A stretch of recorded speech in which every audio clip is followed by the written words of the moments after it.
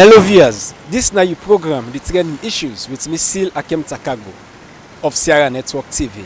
Today we come for get an interview with Dr. Richard Konteh as he go for the flag bearership of the APC party. We go come there and tell we what it takes and what he plan for the people of Sierra Leone. Stay with me as you go get the very best of what himself go say inside this exclusive interview. Welcome to this interview. Go please introduce yourself to viewers. Yeah, I'm Dr. Richard Konteh. I'm one of the aspirants for the flag bearer position for the All People's Congress Party for the 2023 presidential elections. Yes, sir. You be one of the presidential aspirants then. I want you to take a small life before politics. What that's name Richard Konteh? Well, before politics, I start my life as a teacher, untrained and unqualified. Na Kamakwe Secondary School. After high school, I teach for 2 years. Then I go Jala. I do my first degree. After my first degree, I go back to Kamakwe Secondary School. This time now as a qualified, trained and qualified teacher. I teach for another 2 years. Then I go back to Jala. I go do my first master's degree. As I finish, I get a scholarship for go Germany and Ghana for go do another master's degree. After that, I return to Sierra Leone. I work briefly for the Wesleyan Church of Sierra Leone as the Associate Director for Planning and Development. After that, I switch over to Jala University as a lecturer. I lecture for a year and a half. Now I get scholarship for go do my doctorate in Germany. So I go Germany, I go do my doctorate. After that, I come back. Now this country in 2000, I work for briefly first for ADRA, the Adventist Development and Relief Agency, on a volunteer basis because I've been get a package from Germany where they help for reintegrate me into my country. So under that package, I began for work for 4 months for ADRA. After that, engagement with ADRA, I take up appointment with Catholic Relief Services as the program manager, where I help for set up the monitoring and evaluation program for Catholic Relief Services in Sierra Leone, where they be later on used as a model for M&E and all the other CRS countries that they operate in Africa. And then I also set up the Peace and Justice program for CRS. And during that period, I've been very much interested in getting civil society for work together. Because, you know, in my doctorate program, I study planning, strategic planning, but I focus on coordination because I believe, part of the core problem we will get in Sierra Leone, we make development really take place now because we programs them too uncoordinated, disjointed, and then they could be a fertile ground for corruption, for flourish. So I believe, when we work together, we properly coordinate your activities, then we they complement each other, we get better synergies, and we get better results. So even in my civil society work, even in my peace building work, I always believe in coalition building and working together with others. So we been set up the network on collaborative peace building in Sierra Leone, where there be a peace building venture, where even before the war they done, we begin for go across into rebel territory, engage with the rebels, engage with the CDF for try for bring peace, and then they be yield some results. Will be leaves they been contributed to the peace process. The day, for example, they be even arrest or they be abduct the 50 Pekin them, where they adopt the 50 Pekin them because they say that they withdraw from the peace process. We will be there right inside Makeni with the rebels, and so we begin for intervene immediately for try for secure the release of those picking them.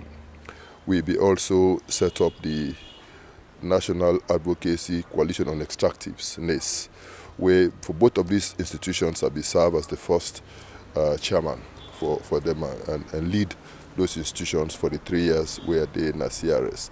And in 2001, in the run-up to 2002 elections, we've been conscious, violence in elections, it be rife. As Sierra Leone, we feel, we have to stop that. So we come together as a coalition of civil society groups and form the Violence-Free Elections Campaign. And we go all over this country. I've been the spokesperson for the group at the time, and I've been go on radio and television. and we succeed for get a peaceful election in 2002. And so that work where we do, that coalition where we build, now metamorphosed today into the National Elections Watch. So gladly that I contribute to these two institutions. So when ECOWAS be the lookout for somebody for help for coordinate civil society activities in West Africa, and they advertise for the position, and not be one for apply initially, because I say I know sabi talk French fluently. I say maybe they could need somebody to talk French fluently. So the last day, I think they checked the application they don't receive, not see me. Somebody called me. He said, Richard, you don't apply? I said, no, I'm not applying. I said, well, I said, because I don't feel so qualified. I said, well, I said, because I don't think they are fluent enough in French. And they said, no, this job will go beyond just fluency in French. It needs more skills than just fluency in French. You can always learn French. That's of course I can always learn French. So I apply. We go for the interview. It was very tough because former ministers from other countries be apply for the same position. Say, and I make Sierra Leone proud. I come on top. That job they take me go to ECOWAS. I go help for set up the civil society desk at the ECOWAS Commission, and then later on I set up the West Africa Civil Society Forum. But while I be there, work for CRS in Sierra Leone, I be also the lecture in Najala for those 3 years. So I be do my work in Sierra Leone, I also lecture in Najala because I always believe in academia and I believe I can contribute to academic work. So I did ECOWAS for 4 years, and in 2006 engaged with President Kuroma. We talk, and he convinced me to come into politics, and so I come join him in the campaign in 2006, 2007. We win, and he appoint me as a Deputy Minister for Finance and Economic Development, but with specific responsibility for economic development. I served there for 3 years. It pleased the President again for move me up as Minister for Trade and Industry. I served there for 2 years. They will go into elections after that. After the elections, I served as the Chief of Staff at the Office of the President until I left. Only this small, with all these qualifications there and this you pass history. Despite the call way former president may call you, what do you mean give you the eagerness for show say yourself go able do something in so the Sierra Leone and politics? What do you make you join politics? Well, I be always get a desire for helping people them. I be always get a desire for payback. For me, politics na sacrifice, na service. It's about paying back to your people for waiting God don't bless you with or waiting your country don't bless you with. I think say I've been very privileged. I've been very lucky.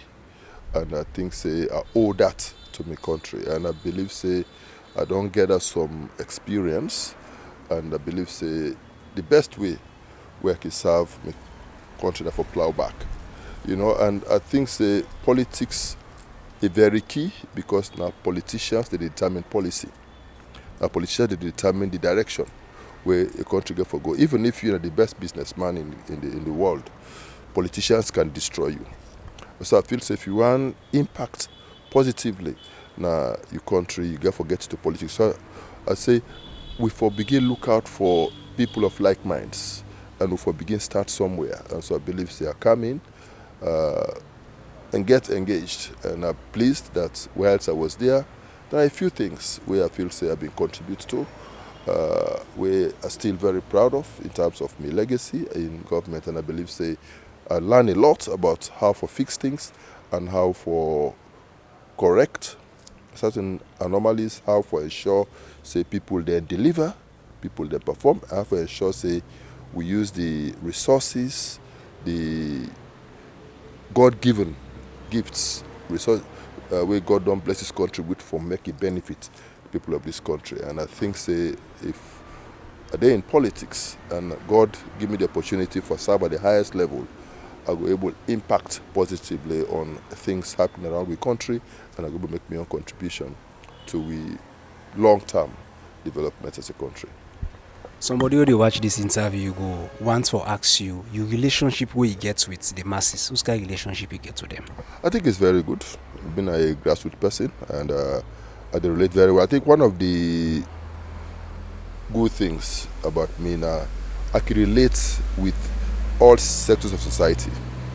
I can relate with the high class when it becomes necessary, but he also come down to the grassroots and relate well. A very good team player, and a very good at the loose body.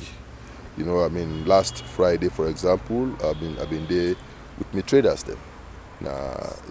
The central business district, not just Malamatawan Street, all of those streets in that neighborhood. And basically, it was payback time. The traders, they acknowledge, say, when I've been there as Minister of Trade, I've been realized, say, access to capital and a serious impediment to doing business in this country. And as such, traders, then, the interest rates that the banks, they kill them. The interest rates for microcredit institutions, they kill them. And so therefore, I believe, say, we need for intervene, for try for ease that burden. Also, try for cut off the middleman. Will be the rip-off for people left. We traders are able to go directly to China, go directly to Dubai, buy them goods, come, sell, and also make money and pay their taxes to government. And I think say that they remember me fondly about that. And that day, they invite me for go see some of the businesses them way they don't set up as a result of that intervention where government been do through the Sierra Leone Commercial Bank to them. So I think say we get a number of these types of things. Even like this metric system that during my time we've been getting for change from the imperial system, the gallon, to the metric system we today now we use. We also basically during my time as Minister of Trade, we've been get the local content policy, where basically they say, one, we can use some of our resources, local resources, for do industrialization. For example, Bring will be run at a loss for decades before I become Minister of Trade. So they come to me and mention that, say they run at a loss because the cost of production is just too high. And so they need a law, a policy will go allow them. For example, they use sorghum so that they're able to reduce the cost where they spend for import the ingredients for make beer and other products. So through my local content law we will get now, they succeed with they begin use sorghum, and now they make profit. But not only that, they make profit, also the farmers they benefit, because when they produce their sorghum, they get a ready market for them. We do the same for flour. Flour mill being completely they run at a loss for a very long time.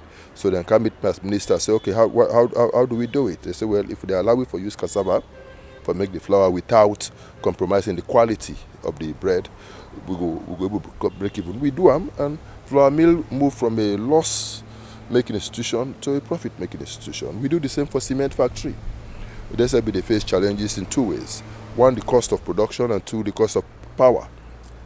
And so we intervene, we make sure, say, they connect them to the grid, they begin get direct power from EDSA, and also we allow them for use granite as part of the ingredients for make the cement. They go into profit, and at that time, they sell cement at 40,000 to a bag.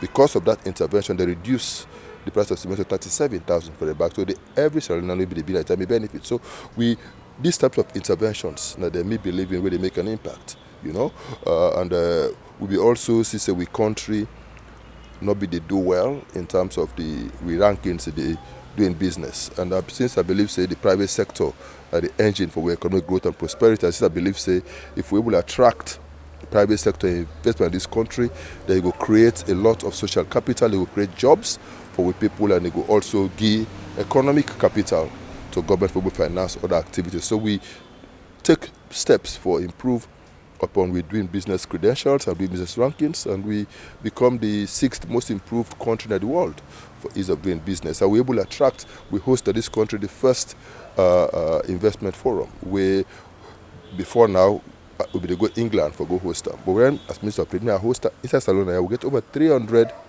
businesses therefore coming, and you will see how the economy will flourish at the time. We get a lot of investments and the country move forward. So when I become chief of staff, also we've been focused on performance.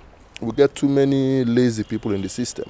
People then complacent enough for say then they work for a whole year, they not get nothing for show for the year, and resources have been wasted on them. So we bring a performance management service delivery culture. We be even rank ministers in terms of the performance. We rank MDAs in terms of the performance, and we be the name and shame. We are applicable. We see results. When we see the rapid pace at which projects are being implemented. That is what I believe, say, in governance will necessary. And when I become president of this country, God willing, in 2023, we will go back and look at some of these issues and deal with them. We will also ensure, now only this small, sir. The way they in the system, the leakages them plenty. Yes, sir. Try to close them up. Now only the small. Presently, you dey go for this flag bearership and for be the president of Sierra Leone. The relationship you get to the general APC party, what's kind of relationship you get with the president? Very good. I think say I don't stand out as one person we care for the average APC person.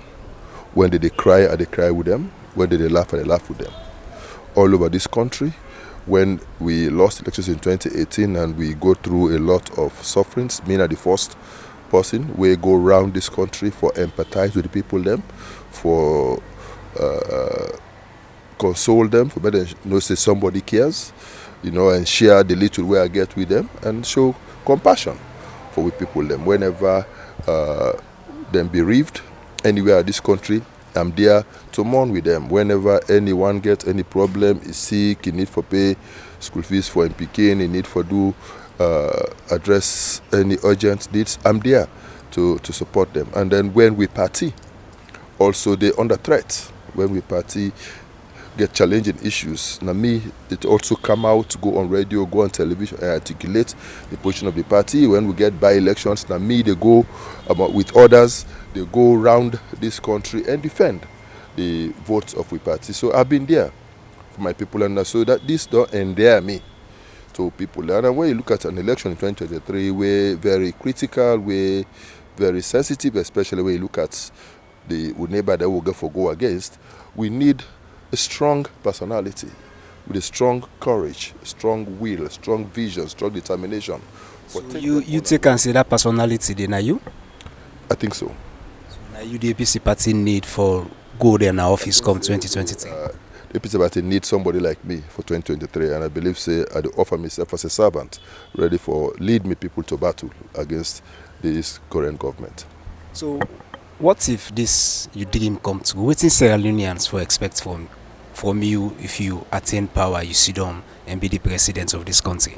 Sierra Leoneans for expect in the first place as a unifier, and for expect peace, calm, unity at this country. We could bring this country back together.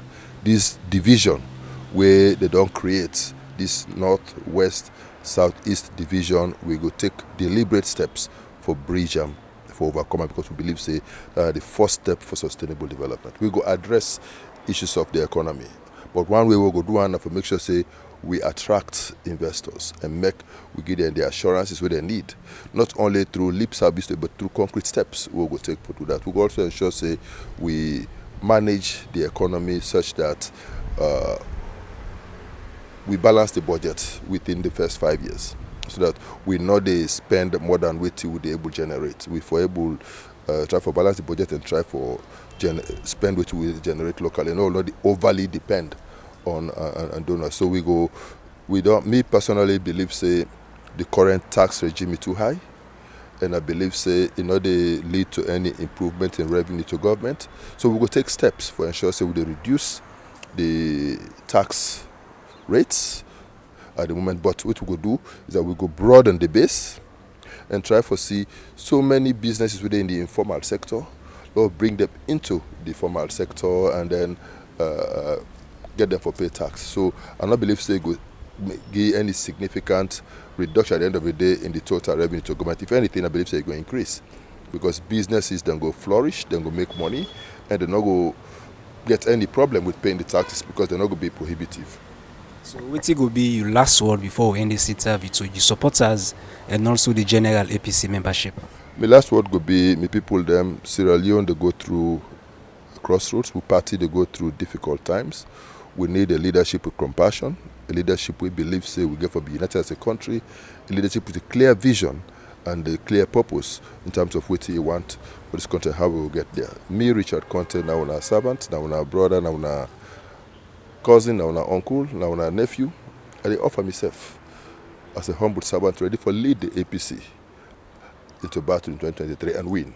And I want for sure when I say I go be there for una, I go protect una votes, I go guarantee victory for una, and I go make sure say this country I develop into a country where we all will be proud of, the land that we love, our Sierra Leone. Thank you very much. Thank you very much. Viewers, as you said, don't listen. Waiting Dr. Richard Konteh don't say, as he say, he don't work for Salone in the past and he ready for work for Salone if people get the chance for to be the president of the country. Me na Scyll Akempta-Kargbo. Continue for stay with me on the trending issues on Sierra Network TV. Until then, have a pleasant day.